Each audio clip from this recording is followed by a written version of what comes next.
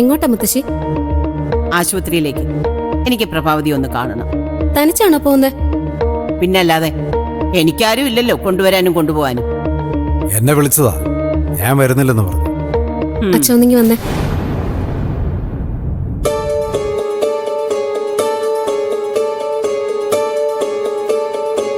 മുത്തശ്ശി തനിച്ചു പോയാൽ ശരിയാവോ?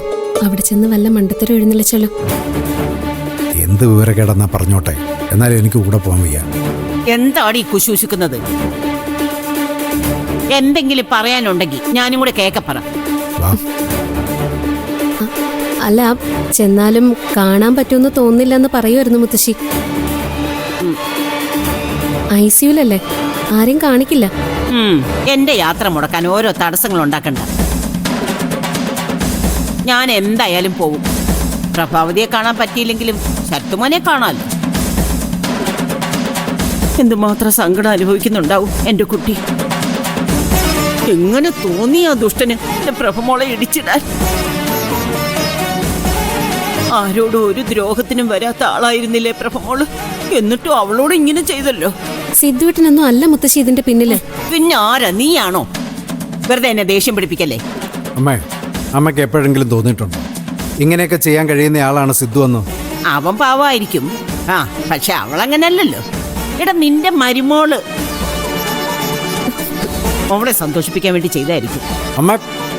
പിന്നെ എന്തിനാടാ അവനെ പോലീസ് കൊണ്ടുപോയേ? മനോഹര, വെറുതെ രാവിലെ എന്നോട് വഴക്കിന് വരണ്ട. കെട്ടുകാഴ്ചകൾ ഓരോന്നോരോന്നായിട്ട് തകരാൻ തുടങ്ങുക.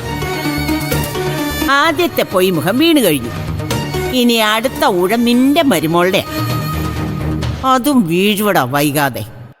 നീ കണ്ടോ?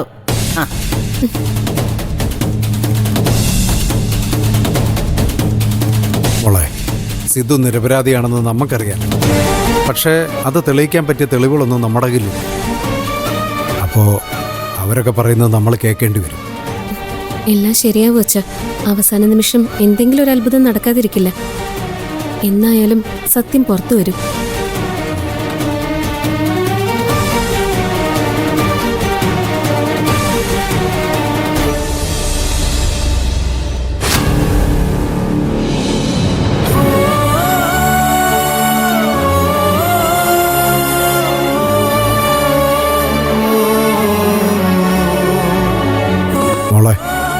മോള് വല്ലതും കഴിച്ചായിരുന്നു?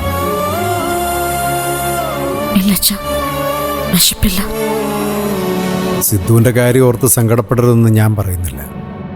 എനിക്കും ഉണ്ട് നല്ല സങ്കടം. എന്ന് കരുതി ഒന്നും കഴിക്കാതിരുന്നാ എങ്ങനെയാ മോളെ? ആരും ഇല്ലാത്തവർക്ക് ദൈവമാണ് തുണ. ദൈവം എന്തെങ്കിലും ഒരു വഴി കാണിച്ചു തരും മോളെ. സിദ്ധു എന്തായാലും മനസ്സുകൊണ്ട് പോലും ഇങ്ങനെയൊന്നും ചിന്തിച്ചിട്ടുണ്ടാവത്തില്ല. ഒരിക്കലുമില്ല അച്ഛ. എന്തോ ഒരു ചതി ഇതിനിടെ നടന്നിട്ടുണ്ട്. അതാ ഇങ്ങനെയൊക്കെ സംഭവിക്കാൻ കാരണം. നമുക്കാർക്കെങ്കിലും ആണ് ഇങ്ങനെ വന്നിരുന്നെങ്കിൽ രക്ഷിച്ചെടുക്കാൻ സിദ്ധു മുന്നിട്ടിറങ്ങും. ഇതിപ്പോ ആ ഒരു സങ്കടം കൂടിയുണ്ട് എനിക്ക്. എനിക്ക് നല്ല ഉറപ്പുണ്ട് മോളെ, അധികാലം സത്യം എങ്ങനെ മൂടി വെക്കാൻ പറ്റില്ലെന്ന്. ഇന്നല്ലെങ്കിൽ നാളെ ഇത് പുറത്തു വരും. അതെനിക്കും അറിയാം.